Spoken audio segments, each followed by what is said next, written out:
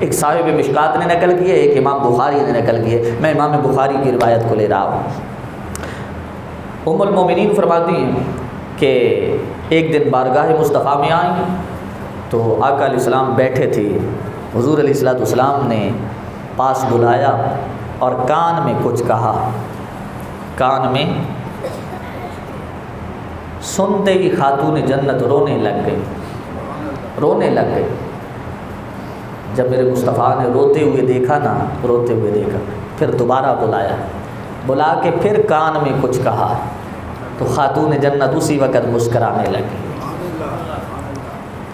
یہاں پہ صاحب مشکات نے لکھا کہ پہلی مرتبہ آقا علیہ السلام نے فرمایا کہ اے فاطمہ، جبریل امین رمضان شریف میں ہر سال مجھ سے ایک مرتبہ دور کیا کرتے تھے قرآن کا۔ جبریل امین مجھے سناتے تھے، میں جبریل امین کو سناتا تھا۔ ہر سال ایک مرتبہ دور ہوتا تھا، لیکن اس سال جبریل امین میرے ساتھ 2 مرتبہ دور کر رہے ہیں۔ لگتا ایسے ہے میرا ظاہری وقت قریب آ گیا ہے۔ تو خاتون جنت رو پڑی۔ صاحب مشکات لکھتے ہیں دوسری مرتبہ جب آقا علیہ السلام نے سرگوشی کی کان میں تو خاتون جنت مسکرانے لگی۔ تو آقا علیہ السلام نے کیا فرمایا، میں مختصر کر رہا ہوں۔ آقا علیہ السلام نے فرمایا الا تردینا ان تکونی سیدۃ نساء اہل الجنہ، اے فاطمہ کیا تو اس بات پہ راضی نہیں ہے کہ رب نے تجھے جنتی عورتوں کا سردار بنا دیا ہے؟ یہ صاحب مشکات نے لکھا۔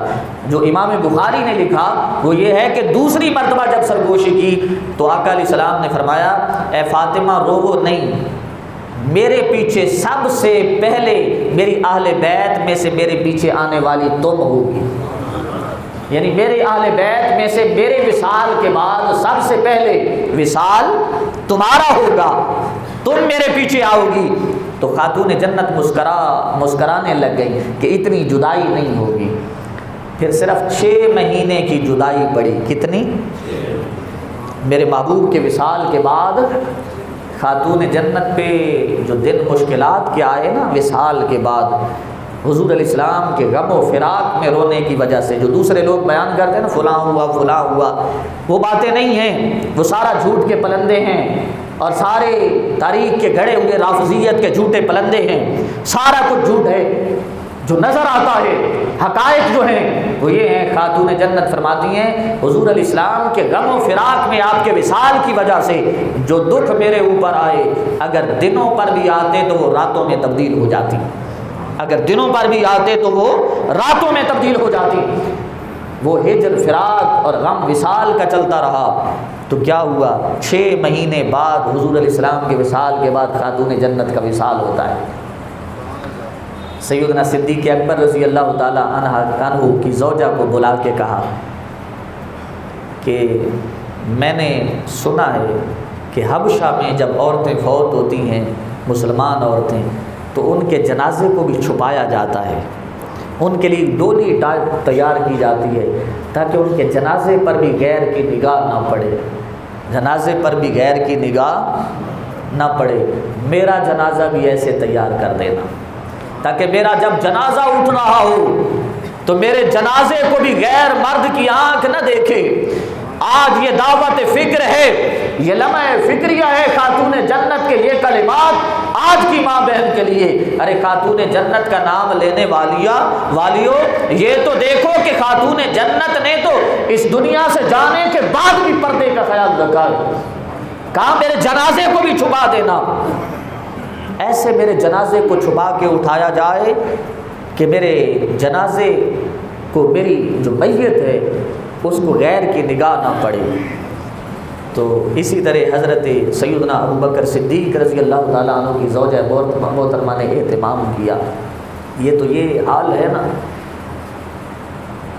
حضور علیہ السلام نے فرمایا جب میدان محشر لگا ہوگا، لوگ پل صراط سے گزر رہے ہوں گے، جب میری بیٹی فاطمہ گزرنے لگے گی نا تو بارگاہ خدا سے آواز آئے گی یا اہل معاشر غضوا ابصارکم، اے اہل معاشر اپنی نگاہیں جھکا لو کہ میرے مصطفیٰ کی بیٹی فاطمہ کا گزر ہو رہا ہے۔ حتیٰ تمر فاطمہ تو بنت محمد، سارے اہل معاشر نگاہیں جھکا لیں گے حالانکہ اہل معاشر جب معاشر میں ہوں گے اس وقت خوف اتنا طاری ہوگا کہ کوئی نگاہ اٹھا کے کسی کی طرف دیکھ ہی نہیں سکے گا، لیکن اس مقام پہ بھی جہاں کوئی نگاہ اٹھا کے کسی کی طرف دیکھ نہیں سکتا، اس مقام پہ بھی میرا رب فرماتا ہے اے اہل معاشر نگاہیں جھکا لو، میری محبوب کی بیٹی فاطمہ دنیا میں پردے کا اتنا خیال رکھ کے آئی ہیں، آج وہ پل صراط سے گزرنے لگی ہے، پل صراط سے گزرتے ہوئے بھی تم نگاہیں جھکا لو تاکہ تمہاری نگاہ میرے مصطفیٰ کی دختر پاک پہ نہ پڑ جائے۔ تو خاتون جنت سیدہ فاطمہ الزہرا رضی اللہ تعالی عنہا، اللہ پاک کروڑہ رحمت نازل فرمائے آپ کی مزار پرانوار پر۔ آج آپ کا وصال باکمال ہے اور یقیناً آپ کا ذکر کرنا اور آپ کا ذکر سننا عبادت ہے اور گناہوں کا کفارہ ہے۔ اللہ پاک ہم سب کو عمل کی توفیق عطا فرمائے۔